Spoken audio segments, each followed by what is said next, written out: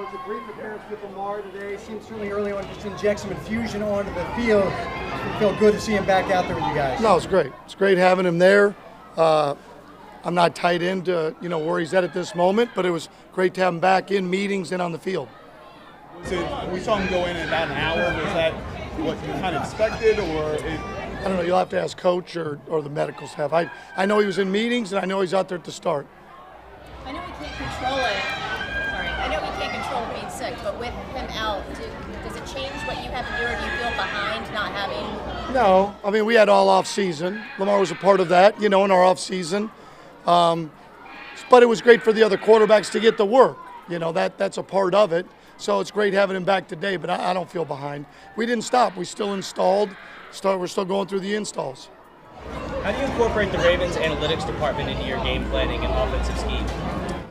Well, they're a huge part of it, in terms of where it's gone over the last few years, in terms of information, the power of information that's out there.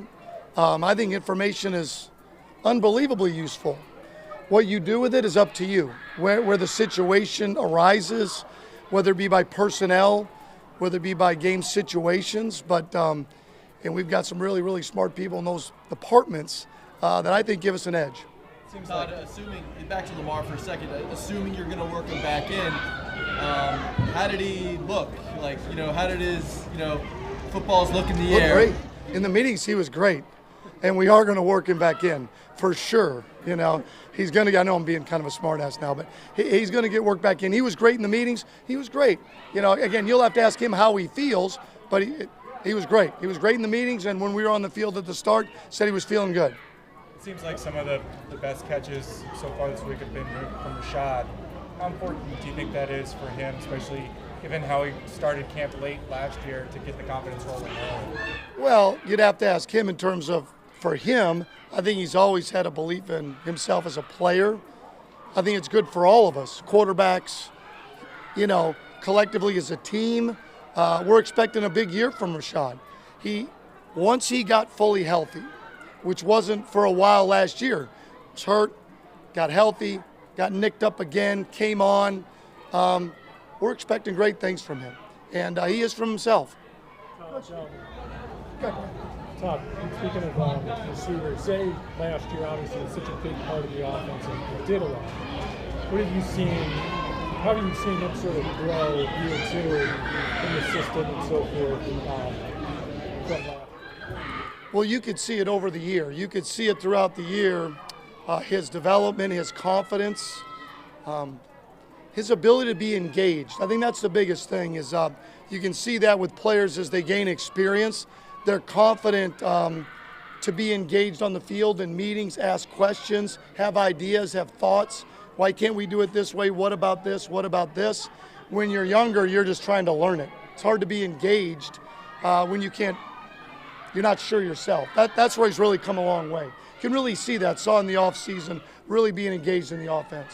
Coach, you talk about Derrick Henry's work and throughout OTAs and training camp. How do you sort of set an example for the other players when he works so hard and drills? Well, it's you see it every day. It's just one of those things you hear about.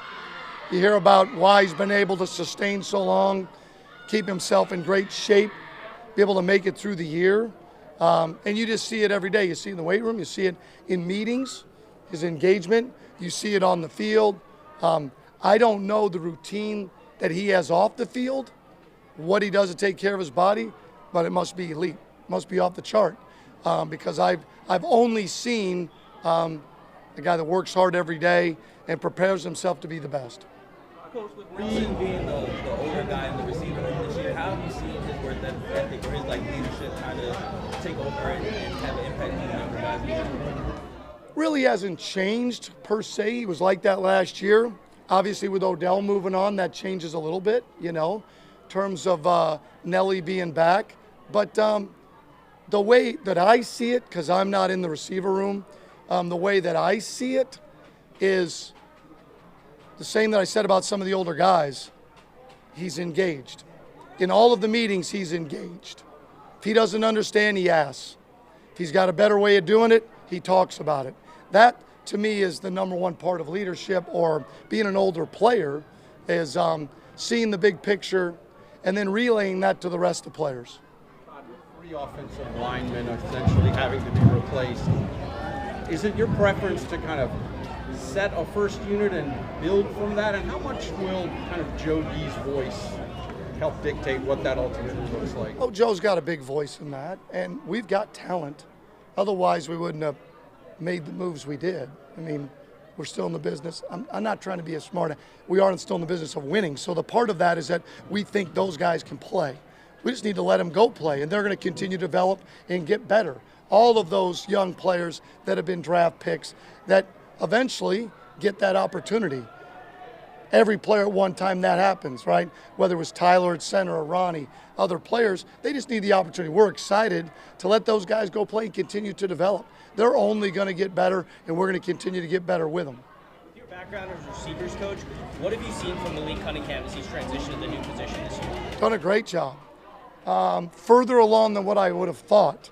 You know, when we moved him there, we're like, okay, here's a really good athlete, really smart, gets football, smile on his face every day, going to get better in the meetings, but really had some natural route running instincts, balance and body control that I really didn't think he had. I mean, it really has done a great job. I mean, really has. We're excited for him. And for us, you know, because when you move there, there is some anxiety. You know, what's next? He's done a great job. It looks like with Monken, every time he's out practice, it's almost like it's always game speed for him. I mean, have you? How much does that, do you think, help a player in that? And do you think sometimes sometimes might hurt him a little bit because he's always going full speed? Oh, it's hard to find a more competitive player than Mark. Not only winning, but contributing, catching the ball, playing hard, holding others accountable. I mean, he's in a rare category of that. To me, that's what makes him the player that he is. Sure, he's athletic. Sure, he's got great ball skills. Sure, he's got great football savvy. But the guy loves playing football. You see it. He competes every day. I mean, he's full speed. He wants the ball every play, sometimes to a fault, but he wants it every play, holds himself to a really high standard. Again, he's in elite category. With what you guys are now doing before the snap, how much more is on Tyler Linderbaum's plate, and I guess how well suited is he to kind of handle that responsibility? Oh, we were doing some of that, just not as often. And so between the quarterbacks and Tyler, been great off season, and we have to be elite at snap count. That's a part of it. We have to be good at cadence, and we're going to make sure that we are and continue that throughout the year. It's been a great off season, really has been, in terms of where we want to go from year one to year two. As an offense. Really good first year. Got a chance to be even better this year. Thank you, Coach.